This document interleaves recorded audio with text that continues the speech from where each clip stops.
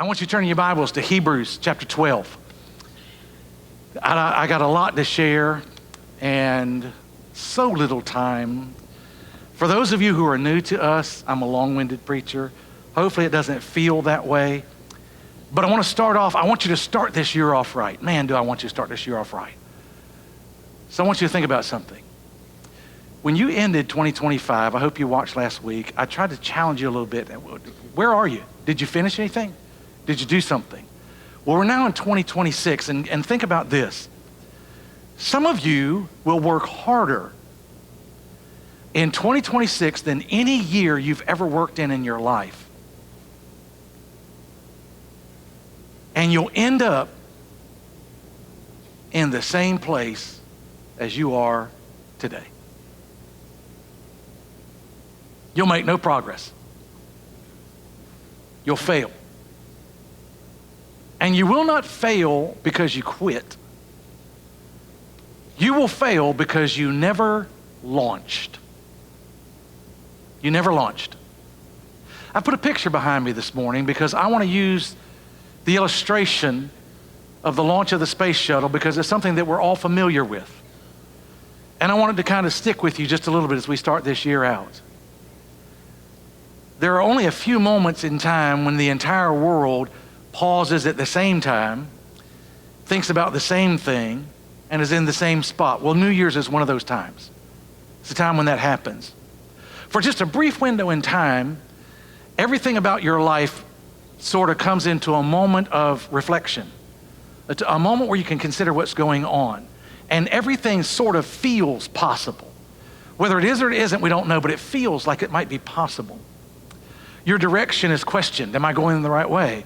Your patterns are challenged. Am I living in a manner that's going to bring me what I want to? And for some of us, this moment becomes a life-defining moment, a life-altering moment, a life-changing moment where something really takes root and really takes hold. For others of us, it just passes by. It's no day like any other day. It's no different year. And you just work into the next moment. And when you get to the end of the year, it looks just like it does today. I do not want that to happen to you. My prayer is that 2026 will not be just another year. And some of us, you're already asking, do you think this is going to be a good year? Let me tell you something about a year. There is no such thing as a good year. It's just what's coming next. The year is not like Disneyland. There's nothing there. It's whatever you decide to do with this year. And let me tell you something. I plan on doing something with this year. It is not, are you ready for 2026? The question is 2026 ready for me? That's the real question. Is 2026 ready for you? That's the question. What are you going to create in this year? What kind of life are you going to build? What kind of changes are you going to make? That's what I want you to look at. Did you know that we live in the busiest time in all of human history? We hardly have a moment of silence. We hardly have a moment of reflection.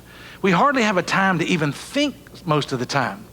All of our days are interrupted by noise and notifications and obligation and worry.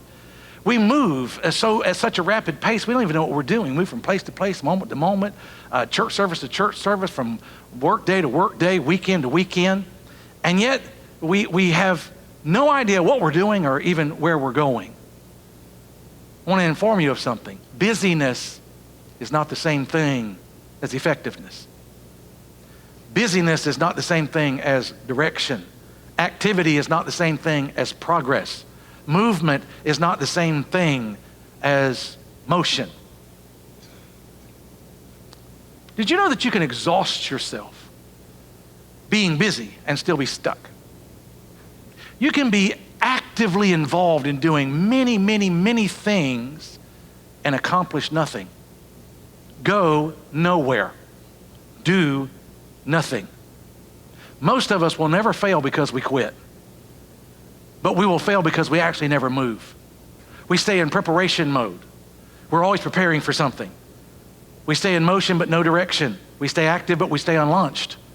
Think about this for a moment. I want you to think in your own personal life, how long have you been preparing for something but you've never done it?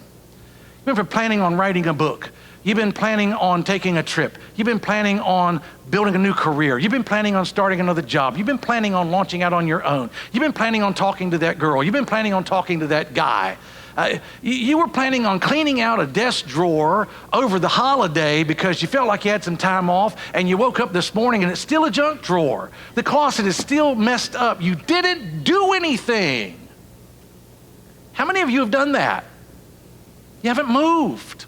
You haven't launched. It's not that you're not. I'm planning on it. I'm planning for it. I'm preparing for it. I know that God has a plan for my life. I have no idea what it is. I haven't figured it out over the last 30 years, but I know that God's left me here for a reason. But what is it? Have you ever figured out what it is? I do not want to get you busier this year. I want to get you clear. I want to get you clear. I want to get you to stop circling, break that orbit, and get on a trajectory going somewhere. This is the year for that. Last year was a different year. I had a different plan for last year. This year is a very, very different year. I don't want you to be like a kaleidoscope in constant motion, a lot of activity, a lot of movement, mesmerizing, but it didn't do anything. Just entertains you. That's all it does. We got to start moving towards a destination, because activity without direction is just motion. And motion without movement is just a slow way to waste your life. And I don't want you wasting your life. So I want you to picture this rocket behind me on the launch pad. There's a problem with this picture. If you notice, the rocket is, the thrust is going, the smoke is billowing, and it is ready for takeoff. But there's something holding that rocket down on the nose cone. And so it can't take off. It can't lift off. Because you cannot lift off until you release the clamps. And that's how a lot of us are still living in our life. We're busy again, we're back again, we're together again, we're exhausted again, but we're also unchanged. We're still living the same old, same old, same old. It's Groundhog Day all over again. Every day is the same, and we got to get moving in a direction. So here's the revelation that I want you to see for us this year. I want to move you, and I want to use this illustration. I'm going to give you 3 things this morning to bring some clarity to what I'm talking about, and I hope it'll help you. Number 1, I want you to see, if we're ever going to have movement, we have got to clear the launch pad. Don't we? I don't think you expect this rocket to get moving around the world until it clears the launch pad.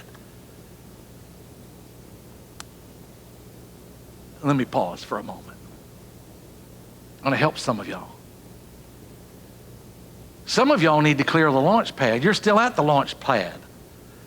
Some of you youngins out here need to move out.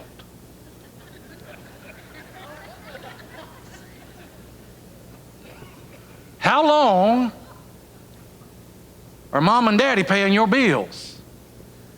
How long are they paying your phone bill? How long are they paying your insurance? How long are they going to pay for your car? How long do they buy your food? How long do they buy your clothes? Do you realize that you are never going anywhere until you get off of that launch pad? Your home is not your home. That's your mom and daddy's home.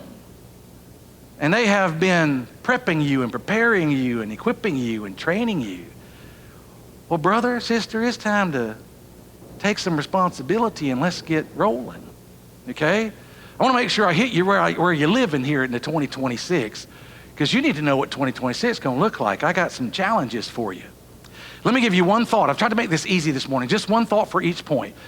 So here's the first thought. Nothing launches until something is removed. In Hebrews chapter 12, verse 1 that I asked you to look at, I want you to see what it says, because there's a whole group of people that were, trying to move, but they weren't going anywhere. They weren't doing anything. And so Paul writes these words to this group of second-generation Christians. He says, therefore, we also, since we are surrounded by so great a cloud of witnesses. Now, here's what you got to understand. This is the second generation of Christians. These are not the first Christians that saw Jesus. These are the second generation. The first generation is found in Hebrews chapter 11. In Hebrews chapter 11, the first generation was the generation of believers that really believed in Jesus, that knew Jesus, that saw Jesus, that walked with Jesus, that lived for Jesus, that gave their life for Jesus. And there's a whole hall of fame of faith in there that talks about all these believers, but it goes all the way back to the beginning in Noah's day and otherwise of all these people that had faith and they started moving. But the second generation, they had sort of stalled in their walk. They weren't moving. So Paul writes these words. He says, therefore, we're surrounded by all of these people that have taken away every single excuse that you could probably ever have in your life. Every excuse. If you go read through that list, they all had something going on in life that was blocking them out. And he showed them how they could move forward. Some of them were named, some of them were unnamed. And for the ones that were unnamed, they really lived some bad lives. Some of them were fed to the lions. Some of them were sawn in two. Some of them were burned at the stake. And he says, so we're surrounded by people that accomplished in the worst of generations and the worst of situations. And so here's what he says to us. Therefore, let us lay aside every weight and the sin which so easily ensnares us, and let us run with endurance the race that is set before us. Don't have time to deal with that last phrase, but I wish I did. I just want to make a comment. When he says the race that has been set before you, I want you to realize that sometimes God has a plan that he would like for you to carry out. And you have dual situations in your life. You have certain things that he wants for you personally, and then he has things that he wants you to do for him, a race that's set before you. And so he says you need to be focusing on that race over there. But in order to do that, there's some things that you're going to have to remove, some things you have to strip off. He says you've got to lay aside, you've got to take off the weights that are out there and the sins that so easily capture you and ensnare you. Here's the revelation that's so easy to miss. God never adds thrust to the clutter of your life. God never accelerates what is still restrained by you in your life. He never empowers what he has asked you to release. So you've got to do some things to take off. Think about this for a moment. I could imagine on this rocket ship that at that nose cone, there's a lot of pressure. A lot. And that pressure is being caused and created by the thrust of the rocket engines that's trying to lift that rocket off, and that thing's holding it back. So there's a lot of pressure. Did you know that pressure was never intended for your life? That that's not what God intended for you? It was meant to be release, not pressure. There would be no pressure on the nose cone if there wasn't something holding it back. So if there is pressure in your life, could it be that God is moving you some way, but you're not moving? That you're allowing something to hold you back? Is that possible?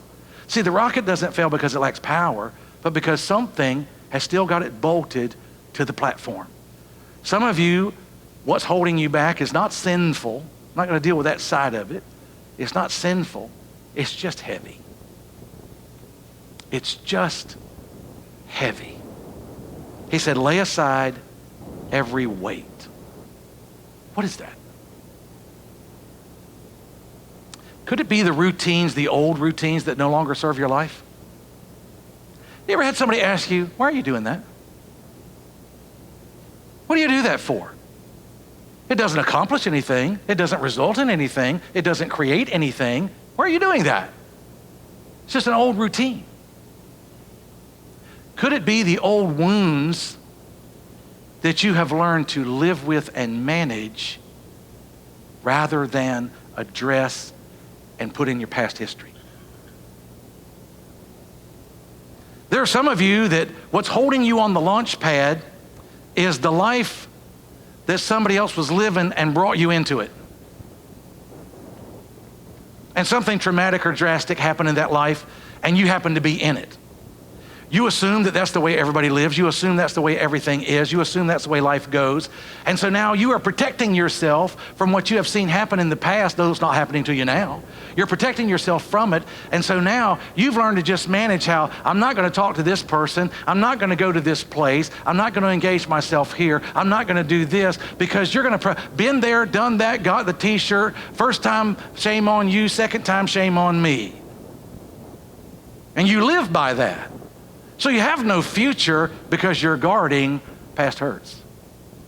Rather than confronting them, repenting from them if necessary, restoring a broken relationship, building a relationship so that it becomes a stepping stone instead of a stumbling block, and we're stuck.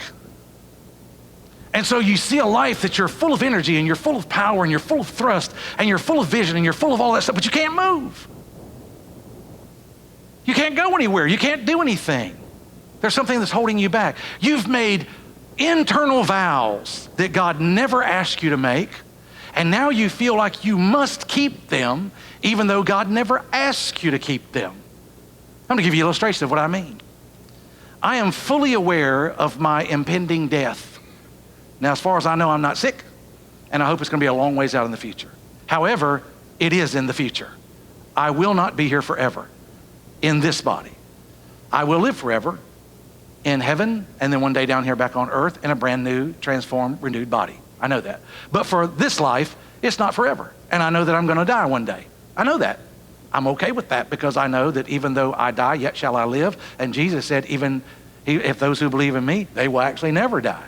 So I'm good with that. I'm totally good with that. But let me tell you what I'm not good with. I'll never forget my father on his death. Before he died, he talked to me one day, and he knew that he was going to die. He knew that he had heart trouble, and he knew that it would be sudden, and we didn't know when it was going to be. And he told me, he said, Kenny, whenever I do, he said, you won't be able to do a thing about me. You can't stop me, you can't save me. Doctor said he couldn't help me if I was laying on his table, so I don't want you to worry about it. I don't want you to be concerned. I want to talk to you now, take care of everything now, and he did. And he said, and here's what he said to me. These are words that are stuck in my head. He said, I did not live so that when I died, your life stopped. You need to keep living. He said, if I die on a Sunday, you better be preaching. If I die on a Wednesday, you better take care of whatever class or whatever you're doing, you better be doing that. My father died on a Wednesday. He happened to die on a Wednesday in August, last Wednesday of August, 2005. It happened to be a Awana graduation, and I'm the keynote speaker for a Awana graduation on that Wednesday night. My father died at around 12 o'clock. And I remember in my ears him saying, listen, son, I get credit for what you do because I'm your dad. And if you don't do what you need to do, you're stripping my reward from me. You better do what you better do. And so I delivered the message on that Awana graduation night in honor of my dad, and I've never backed out since. And I appreciate my dad not laying a weight on me to carry around his legacy. So I'm fully aware of my death, and what I've tried to do is to make sure that I have one son, Andy. I promised myself I would never lay a weight on my son's shoulders to carry after I'm gone. I've told him that everything that I own, now you have to understand my son, I'm saying this tongue in cheek because I love him and he knows that. But I'd be surprised if they don't cremate me, if I happen to go in a coffin, I'd be surprised if he won't sell my coffin before they bury me. Could you dump him out and put him in that, the vault, and I could probably sell that coffin. That would be my boy. He knows there's a good deal in there somewhere, right? So I've told him, I said, listen, I don't have a single thing that I value in this world except people. I don't care about my car. I don't care about my house. I don't care about my stuff. Matter of fact, none of it's mine. It's all on loan from God. I'm a steward. None of it's mine. None of it's mine. So I don't care about it. When I'm gone, sell it. He said, don't worry about it, Dad, I got it. He's already picked out the realtor. He already knows what's going to happen. He already knows what it's worth. He knows what he's going to buy, right? And we're saying all this tongue in cheek, but it's really true. I said, I do not want you to live my life for me. I want you to live yours. When I live mine, mine has been lived. Do you really think I'm going to be in heaven going, oh, I can't believe Andy got rid of that favorite hammer that I had?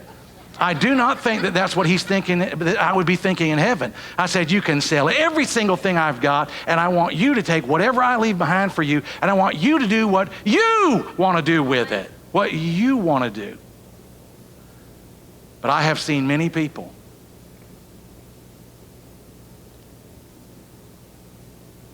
who are carrying a weight of someone who passed, and you feel like you're required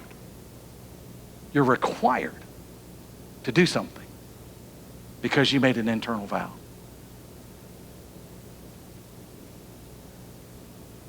And when you get to heaven and And God says, let me show you what would have been. What could have been. Will you ever clear the launch pad? I want to encourage you. We don't like to let that stuff go because it feels good. It feels like part of us. Well, I'm gonna lose them. Now, I ain't lost my dad. I haven't lost my brother. Now, I know exactly where they're going. I made sure they were found before they left. And I'm going to them one day. So I'm not gonna lose anything. In fact, what I do want to do is continue to add to my dad's reward, because he gets credit for what I do, and he should. And so does my mom and the other people that are around me. God always subtracts before he accelerates. There's some things you're going to have to lay down. So here's a question for you. What is it that is still bolted to your life that God has told you to remove?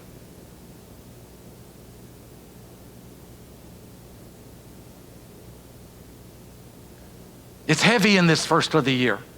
You haven't shed it yet. What is it? Number 2, you're going to need some thrust, but thrust comes with a cost. It really does. One thought: nothing lifts without force, and force is never comfortable. Here's the easy mistake to make. We clear the launch pad, we remove the clutter, we let go of the weight, but we still expect this gentle liftoff. We expect it to go easy. We expect it to go well. I got news for you. It doesn't go easy. God does not ease you into a future. He launches you into a future.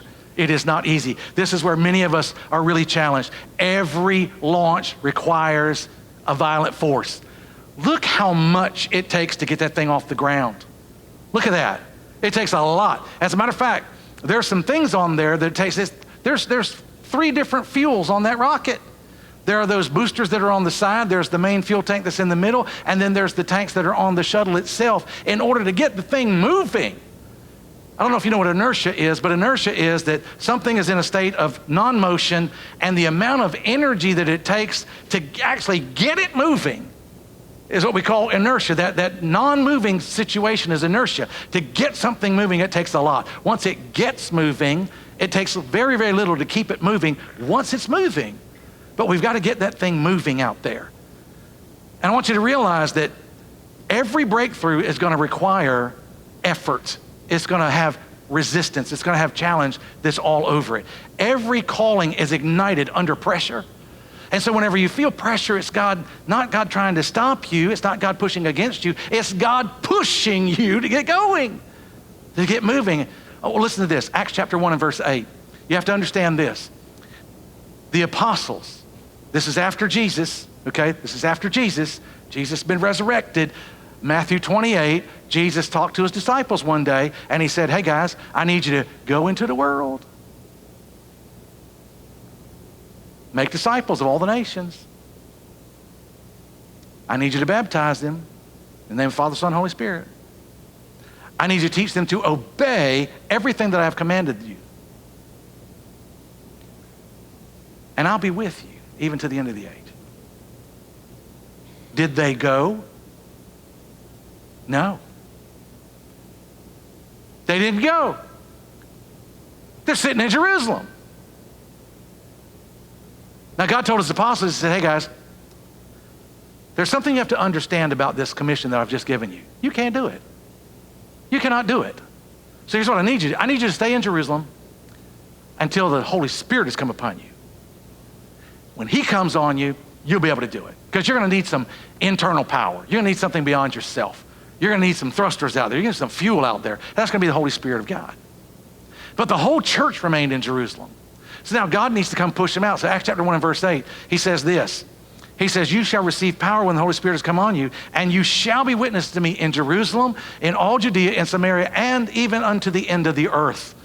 So they wanted to stay in Jerusalem. It was familiar. It was comfortable. It's where they lived. It's where their family was. It's where everything was going. And God says, that's not where I want you to be. I need you to do some other things. I need you to move. This power that God was giving them, He did not give them to you, that power to make you comfortable. He gave you that power to move you outward, to move you forward into the thing that He had called you to do. God is never going to give you power to push you into comfort, but to push you into production. And that thrust is always going to feel like there's a resistance there. And here's the problem. We like the preparation stage because it feels safe, right? It feels safe. Launch feels chaotic. The rocket shakes and the noise is heavy and the heat is hot and the light is out there and the smoke is all over the place and it feels super, super scary. And so we want to stay still. So many of us have prepared and prepared and prepared and prepared and prepared. You've gone to school all of your life. You've gone to college. You finally graduated, but you still can't pull the trigger on the job you're trying to go after. You won't go to the interview because you're afraid you're going to get a no. You won't ask somebody because you feel like you got to do it on your own. You got all this education. You got all this money. You got all these bills that you got to pay, but you still won't do it because you're looking for comfort. No, it's not comfortable. It is not comfortable. It's noisy and it shakes and it smokes and it smells and it's tough, but man, it will launch you when you do it. If you're living in comfort, you're not living in vision. James 1:23, my brethren, count it all joy when you fall into various trials, knowing that the testing of your faith produces patience. Joy is not about your circumstance. Joy is knowing what's being produced. It's knowing exactly what's being produced. It's not a denial of pressure. It's understanding what that pressure is providing. The reason the enemy fights you the hardest right after you release a weight is because he knows that you're getting ready to move. And he certainly doesn't want that to happen at all. So don't interpret pressure as a warning against you. Interpret it as a confirmation. You need to lift. You got to endure the uneasiness of the thrust. And God will not cancel pressure to preserve your comfort. He wants to get you moving. He's got to push you because the launch demands it. And so here's the thought. Here's the phrase I want you to remember. Launch is not about effort. It's about release. You don't need to go home and go like, boy, I got to figure out how to do more of this and do more of this and do more of this and do. No. You need to figure out, what do I need to let go of? You ever tried to climb a ladder by holding on to the rungs? Go home if you got a ladder, a tall enough ladder. Grab onto a rung. Start climbing, but don't let go of one. See how high you go. You won't go very far. You just won't. And there's some challenges you got to let go. Launch is not about effort, it's about release. It's not about working harder. However, even if you're like, okay, I am ready to leave the nest, I'm ready to launch off the pad, I'm gonna move out. Now listen, don't just move out and end up on the street. Okay? Now your parents like say, don't let them go. Let's use some sensibilities, okay? Let's use some sensibilities. We'll get you out there. But here's the truth that I need you to realize. Even when you have a clear pad, and even whenever you're at full thrust, there's a moment in every launch that you've got to survive, and it's the hardest. Separation. You ever seen one of these things take off? You ever seen one of those things in space with the booster rockets on it and the main fuel tank on it? No. You want to know why? There's a point where you have to separate. You just have to. You got to survive the separation. It's the most dangerous part. You remember whenever the shuttle exploded, it exploded on separation or close to separation. There's a problem there. Thought. Nothing reaches orbit without letting go of what got you off the ground. This is the hardest part of life. When you start in life, you feel like that the people that are around you are going to be around you forever. Don't you? You're in school and you think, you're going to be my schoolmate forever. And then it doesn't turn out that way. People are in your neighborhood, you're going to be my friend forever. And somebody moves. It doesn't work that way. You go to a job and you think people are going to be there forever, and they don't. They're not. They go find something else. You come to a church and you make friends in the church, and then life changes for them. A life cycle, a life stage or something, they move. They go somewhere else. They change churches. You felt like they were going to be there forever, and you don't survive the separation. And so your life stops because I can't handle this anymore. I'm not going to go connect to anybody else. I can't take the abandonment, what you call abandonment. They abandoned me. Did they? When a rocket booster or a main fuel tank separates from the shuttle, did it abandon the shuttle or did it boost it? It really depends on how you think. I thank God for all the people in my life that were boosters in my life that are not currently in my life. There are places that I am at today that I would never be at had it not been for people that are no longer in my life that boosted me to get there. No matter what I thought about it, no matter how I interpreted it, when I look backwards, like, man, they gave me a leg up regardless of what I thought about them. You have to be able to survive the separation. Here's the truth that nobody prepares you for. Even after the launch pad is cleared and even after the thrust is fully engaged, not everything and not everyone that helped you launch is able to go with you. Every rocket reaches a moment where separation is required, and every life reaches a moment where certain separation has to happen. What one day provided you stability in your life will at a later place in your life be a liability. I love my mom, and I'm grateful that she can live with me and that I can provide security for her in the latter days of her life. And she's super spry. She's more spry than I am. But she doesn't live for me, and she doesn't live through me, and I don't live for her. I live with her. She doesn't direct my life or command my life, and I don't direct or command her life.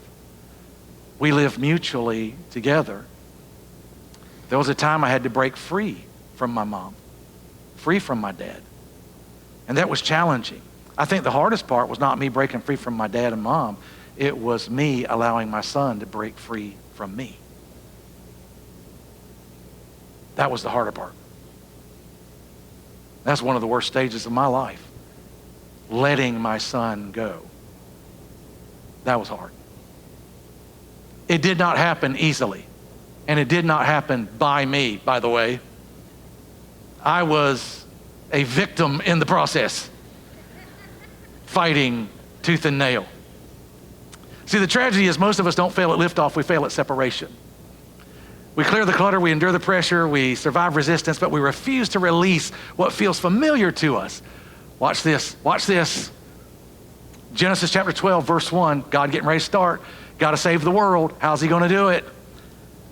He had to pick a guy, and that guy had to survive the separation. Genesis 12:1, the Lord said to Abram, get out of your country. Get away from your family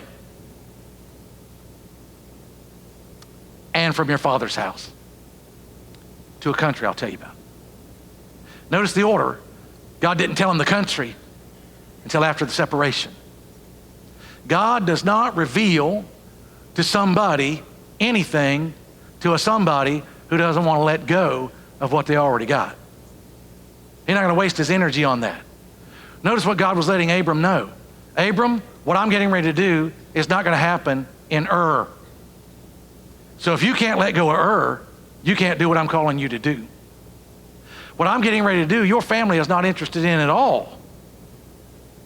And if you're going to do what I'm asking you to do, you can't wait until your family's ready to do it because they're not going to do it, and I'm not calling them to do it. So you got to let them go. And what I'm asking you to do is not what I asked your dad to do. And you can't live your life through your parents, and your parents can't live their life through you. I have a different life for each individual person. So you're going to have to step away.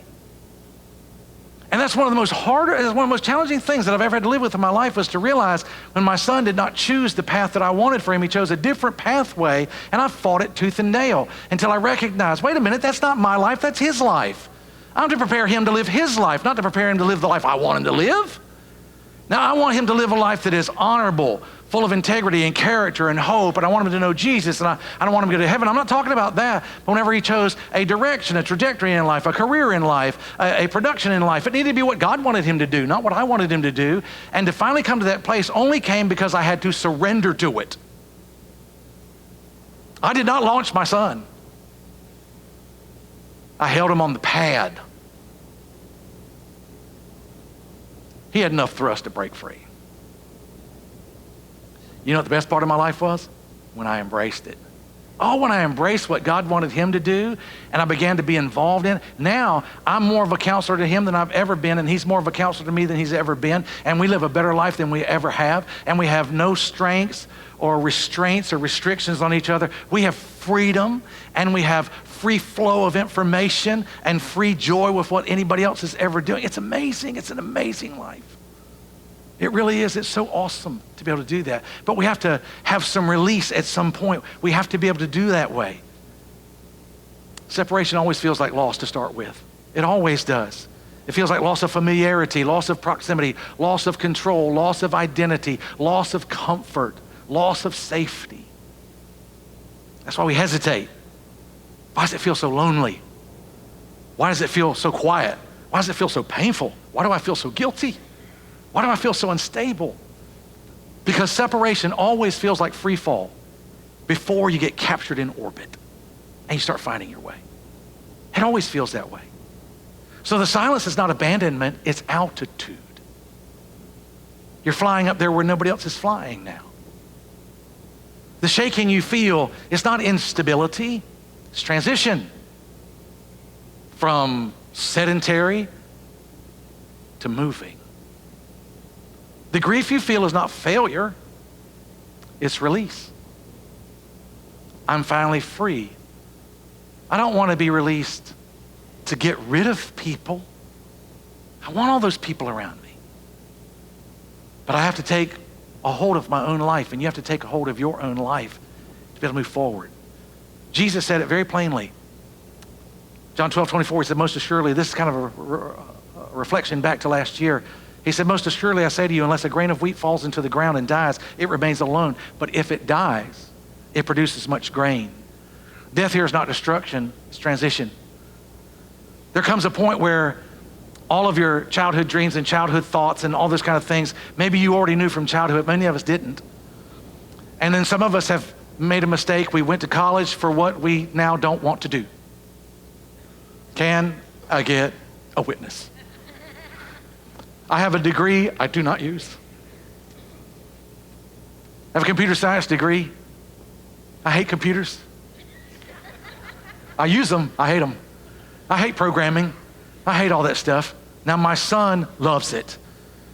He's a coder and all that kind of stuff, works at Encino, does a great job. I hate it, I hate it. I can't stand it. It's what my son's for. Andy, can you do this? Can you do this? Can you do this? Mike Apple, can you do this? Tristan, can you do this? I got people. I got people, right? I got people. You got to release. Some of you feel bad because I spent all this money on a college education. Okay, well, don't spend any more time on wasting your life on what you know you don't want to do. Time is more valuable than money. You can make more money. You cannot make more time. And you will never, ever, ever live as you are living right now. You will never experience what you're experiencing right now. You will never be this young again, ever again. You will never be as energetic as you are right now, ever again. You can be richer than you are right now. You can have more stuff than you have right now, but you will never get more time than you have right now. Never. So learn to release some stuff. Transition. The reason you feel like something is ending is that something higher is beginning, and it scares you. Here's the decision point. Will you cling to what's familiar and never complete your launch? Or will you learn to trust God in 2026? Let go, even if he hasn't told you exactly what it is yet. I want to encourage you to do that. Let me go back to where we started. Some of you are going to work harder than you ever worked in 2026.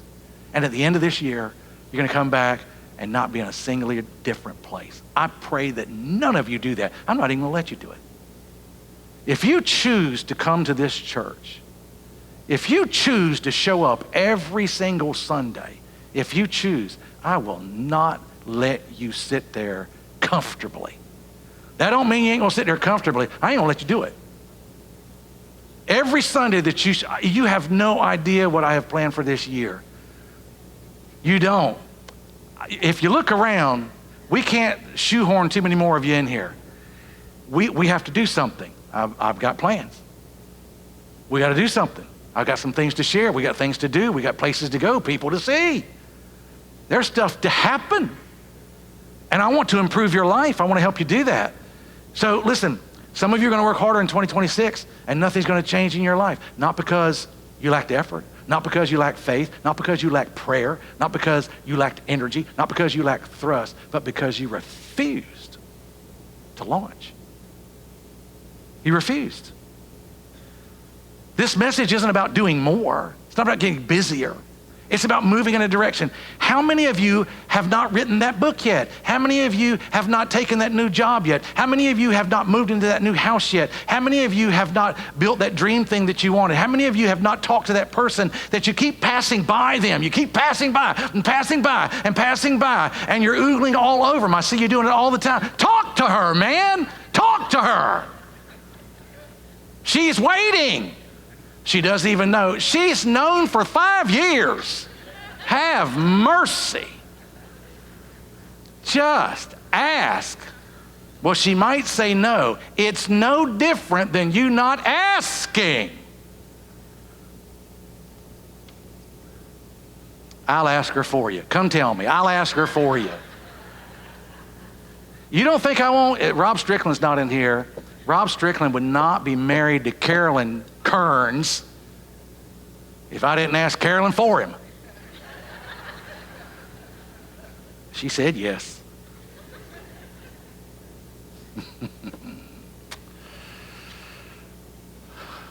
Okay, we got to go. In this message, God shows us why our launch fails. Because some of us are still restrained. Some of us are still retreating when pressure is applied. Some of us are still full of fear. We want to know everything before anything happens.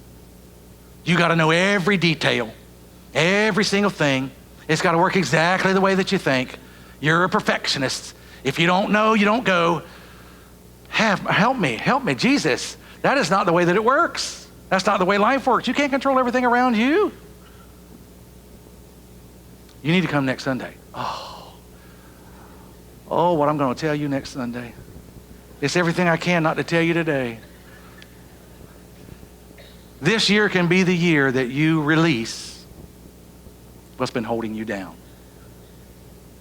This is the year that you can endure the pressure that you constantly try to escape from, but you're going to endure it long enough that you're going to feel lift. You're going to feel some lift. This is the year to let go of what no longer belongs in your future. There are certain people that don't belong in your future. There are certain places that don't belong in your future. There are certain relationships that don't belong in your future. They are holding you back. Totally holding you back. The reason your parents are concerned about who you're dating is because the person you're dating has no plan for the future.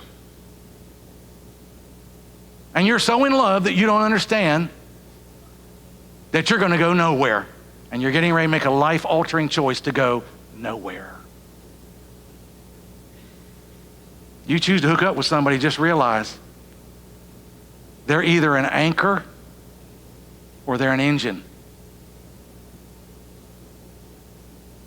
They're either a provider or they're a bill.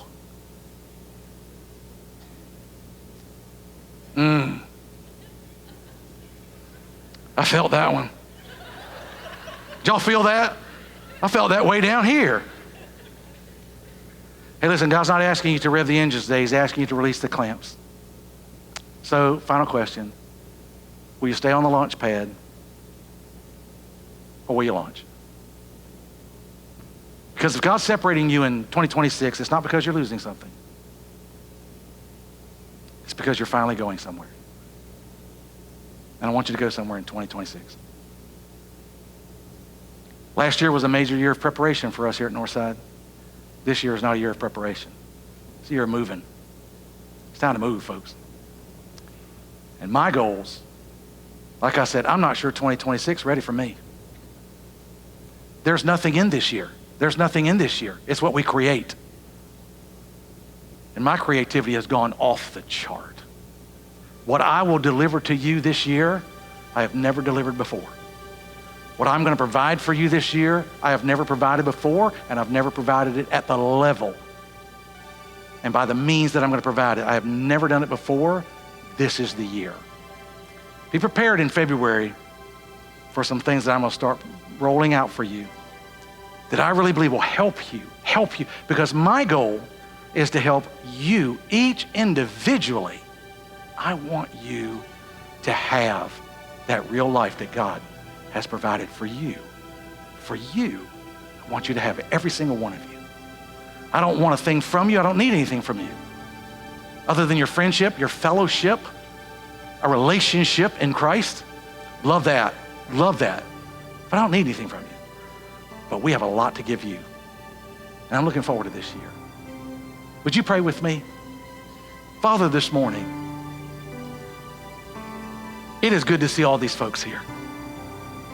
I see the most unbelievable potential, individually and collectively. I recognize the world and the environment that's out there in the world can be deeply challenging.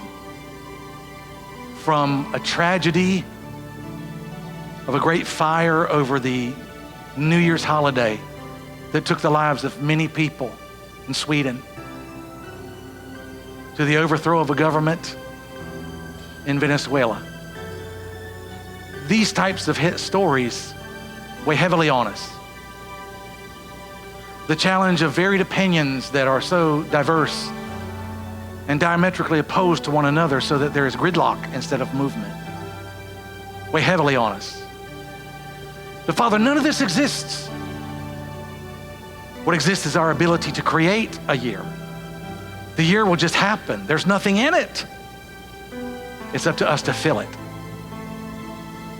So I do not believe that 2026 will be a good year. I believe I will make a good year in 2026. And I think everybody here has that capacity and has that ability. And Father, I thank you that they've given me a privilege to give me audience that I could share with them and teach them and inspire them and empower them and equip and train them and resource them for their life. And I pray that 2026 will be that way. But it begins with a relationship with Jesus. And for all who are listening, in whatever medium by which they are listening, I pray, Father, that they will recognize their deep need for you, because we are all sinners in need of a Savior. We cannot save ourselves. Only Jesus Christ can do that, and He did. He came and shared and died on a cross in Calvary to pay all of our full sin debt, past, present, and future. But we must choose Him and we must receive Him. And the way we do that is by confessing Him as Lord with our mouth and believing that He died and rose from the dead, that you raised Him from the dead. And you said that if we would do that and have that belief, that in that belief that it leads us to righteousness, but with that mouth we walk our way or confess our way into a relationship of salvation with you. And I pray that for every person who has never been saved, for those who have walked through the waters of baptism, that give us example of what that looks like. Baptism does not save. They've already been saved. They're professing that salvation through a public demonstration called baptism. So be it in person or online. Online, they can click on an emoji. They can click on a QR code, and it'll take them to a website, or they can click it with their phone, take a picture of it with their phone, and it'll carry them to a website. Here, they can go outside to the blue canopy outside of people that are out there to share what it means to be saved. And I pray that somebody will do that today. They'll only do that by your drawing. And so, Father, we trust that you will draw. I thank you for that. We make our prayer, Lord, that you will do that this year. Give us a prosperous mindset that will cause us to create a prosperous year. And we'll thank you in Jesus' name. Amen.